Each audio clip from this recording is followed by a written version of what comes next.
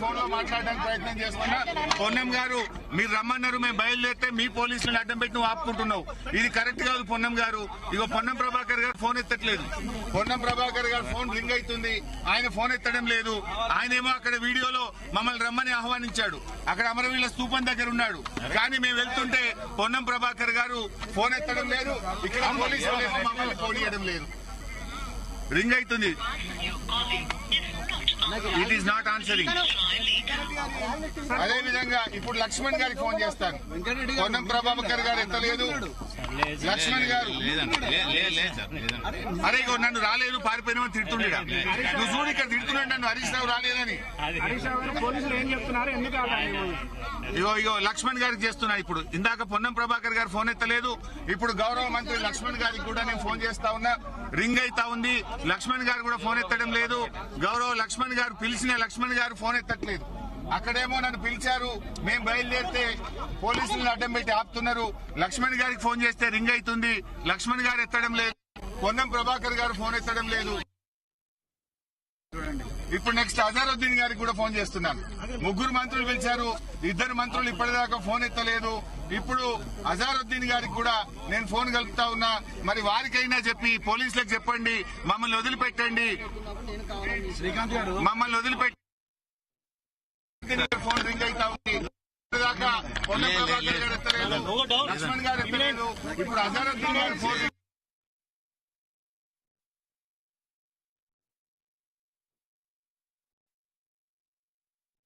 పోలీసులకు చెప్పండి, మమ్మల్ని వదిలిపెట్టండి, మేము చర్చకు రావడానికి సిద్ధంగా ఉన్నామని. ఇప్పుడు ఇద్దరు మంత్రులకు ఫోన్ చేస్తే ఇద్దరు ఎత్తలేదు. మూడో మంత్రి అజారుద్దీన్ గారు ఫోన్ రింగ్ అయితా ఉంది, ఆయన కూడా ఫోన్ ఎత్తడం లేదు. ఒకవేళ టీవీలో చూస్తున్నటువంటి కాంగ్రెస్ నాయకులు అజారుద్దీన్ గారు కూడా ఎత్తలేదు. ముగ్గురు మంత్రులకు ఫోన్ చేసినాం, మేము బయలుదేరి, మీరే ఛాలెంజ్ చేసినారు, మీరే నన్ను రమ్మన్నారు, బయలుదేరి వస్తా ఉంటే మీ పోలీసులను అడ్డం పెట్టుకుని ఇవాళ మమ్మల్ని చర్చకు రాణిస్తారు. అంటే కాంగ్రెస్ ప్రభుత్వం తోకముడ్చింది, మంత్రులు పారిపోయినరు. మంత్రులు మేము వస్తే వాళ్ళ నిజాలు బయటకు వస్తాయి. వాళ్ళ పోలీసులను అడ్డం పెట్టుకుని ఇక్కడ మమ్మల్ని ఆపుతా ఉన్నారు. ఇది ప్రజాస్వామ్యం కాదు. పోలీసులను అడ్డం పెట్టుకుని రాజకీయం చేయడం తప్పు. అవినీతికి పాల్పడకపోతే, స్కామ్ చేయకపోతే మమ్మల్ని పోలీసు వాళ్ళని పెట్టి ఎందుకు ఆపుతున్నారు? మేమేమి యుద్ధానికి రావడం లేదు.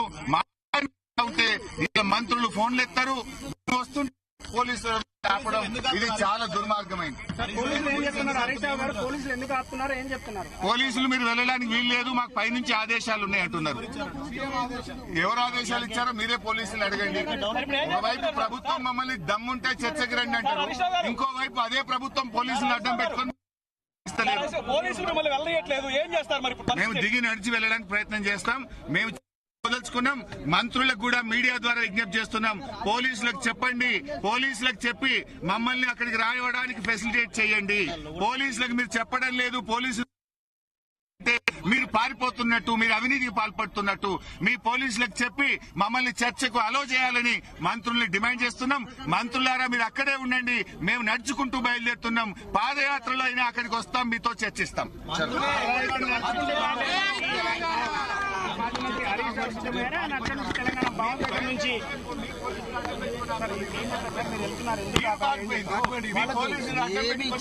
ఏమీ లేదు, వాళ్ళు దొంగతనం చేసిండ్రు, కుంభకోణాలు చేసిండ్రు. మా దగ్గర ఆధారాలు ఉన్నాయి, మేము ఆధారాలు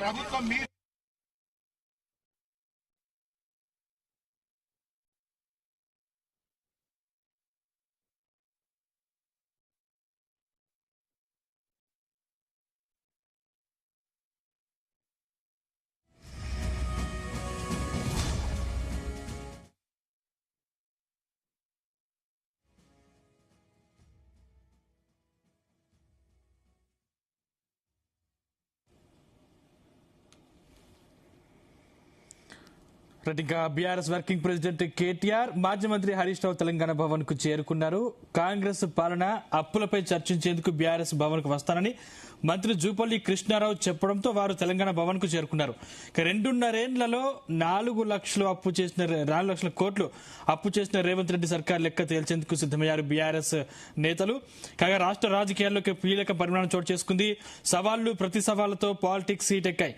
కాంగ్రెస్ పార్టీ 2.5 ఏళ్ల పాలనపై బీఆర్ఎస్ వర్కింగ్ ప్రెసిడెంట్ కేటీఆర్ నిప్పులు జరిగారు. అవినీతి అక్రమాలపై లెక్కలతో పక్కాగా వివరిస్తామని స్పష్టం చేశారు. డేట్ అండ్ టైం ఏదైనా సరే, వరంగల్ ప్రెస్ క్లబ్ అయినా లేకపోతే అశోక్ నగర్ లోనైనా లేకపోతే అసెంబ్లీలోనైనా వేదిక ఏదైనా సరే బీఆర్ఎస్ తరఫున తాను చర్చకు వస్తా అని, రాహుల్ గాంధీ వస్తారో ఇంకెవరు వస్తారో తెలుసుకోండి, మీ పాలన వైఫల్యాలను లెక్కలతో బయట పెట్టకపోతే రాజకీయాల నుంచి శాశ్వతంగా తప్పుకుంటానని ఛాలెంజ్ చేశారు కేటీఆర్. అది మనం విజువల్స్ చూస్తూనే ఉన్నాం. ఇప్పుడు కేటీఆర్ సవాల్కు మంత్రి జూపల్లి కృష్ణారావు కూడా స్పందించారు. తాను తెలంగాణ భవన్ కు వస్తానని చెప్పేసి మంత్రి ప్రతి సవాల్ కూడా విసిరారు. మంత్రి ఛాలెంజ్ స్వీకరించినటువంటి బీఆర్ఎస్ పార్టీ తెలంగాణ భవన్ లో మీకోసం ప్రత్యేకంగా కుర్చీ రెడీగా ఉంది, ఇంకా మీదే ఆలస్యం అన్నట్టుగా దమ్ముంటే చర్చకు రావాలన్నారు బీఆర్ఎస్ నేతలు. దీంతో ఒక్కసారిగా రాష్ట్ర రాజకీయాలు వేడెక్కాయి. అటు తెలంగాణ భవన్ ఇటు గాంధీ భవన్ వద్ద పోలీసులు భారీ బందోబస్తు ఏర్పాటు చేశారు. ఇక జూపల్లి వ్యాఖ్యల నేపథ్యంలో కేటీఆర్, హరీష్ రావు బీఆర్ఎస్ భవన్ కు చేరుకున్నారు. ఇప్పటికే జూపల్లి వస్తే కేంద్ర ప్రభుత్వ నివేదికలు, ఆర్బీఐ లెక్కలు, సాక్ష్యాలతో సహా వివరిస్తామని ఇప్పటికే కేటీఆర్ కావచ్చు లేకపోతే హరీష్ రావు గారు కావచ్చు తెలిపిన పరిస్థితి కనిపిస్తోంది. జూపల్లితో చర్చకు కేటీఆర్ అవసరం లేదని, తాను సరిపోతానని ఇప్పటికే మాజీ మంత్రి శ్రీనివాస్ గౌడ్ కూడా హెచ్చరికలు జారీ చేసినటువంటి పరిస్థితి కనిపిస్తోంది. మనం విజువల్స్ లో చూస్తున్నాం. అక్కడ బీఆర్ఎస్ భవన్ వద్ద బీఆర్ఎస్ కార్యకర్తలు భారీగా చేరుకున్నారు. మమ్మల్ని అసలు గన్ పార్క్ వద్దకు వెళ్ళనీయట్లేదంటూ ఇప్పటికే బీఆర్ఎస్ నేతలు ఆరోపిస్తున్న పరిస్థితి కనిపిస్తుంది. ఇప్పుడు హరీష్ రావు కూడా ఒకవేళ వెళ్ళనీయకపోతే ఖచ్చితంగా మేము కారు దిగి నడుచుకుంటూ వెళ్తాం, పోలీసులు అనుమతి ఇవ్వాల్సిందేనని హరీష్ రావు పట్టుబట్టారు. ఇప్పటికే మంత్రులు పొన్నం ప్రభాకర్ కావచ్చు లేకపోతే అడ్లూరి లక్ష్మణ్ కావచ్చు, అజారుద్దీన్ కావచ్చు హరీష్ రావు ఫోన్ చేసిన పరిస్థితి, ఫోన్ చేసినా కూడా మంత్రులు ఫోన్ లిఫ్ట్ చేయట్లేదు అనుకుంటూ హరీష్ రావు ఆరోపిస్తున్న పరిస్థితి కనిపిస్తోంది. బీఆర్ఎస్ భవన్ నుంచి ఖచ్చితంగా మేము ఎట్టి పరిస్థితుల్లో గన్ పార్క్ కి బయలుదేరుతామని చెప్పేసి హరీష్ రావు సవాల్ విసిరారు. పోలీసులు ఖచ్చితంగా సహకరించాలి, ఆపకూడదంటూ కూడా బీఆర్ఎస్ నేతలు చెప్తున్న పరిస్థితి కనిపిస్తోంది.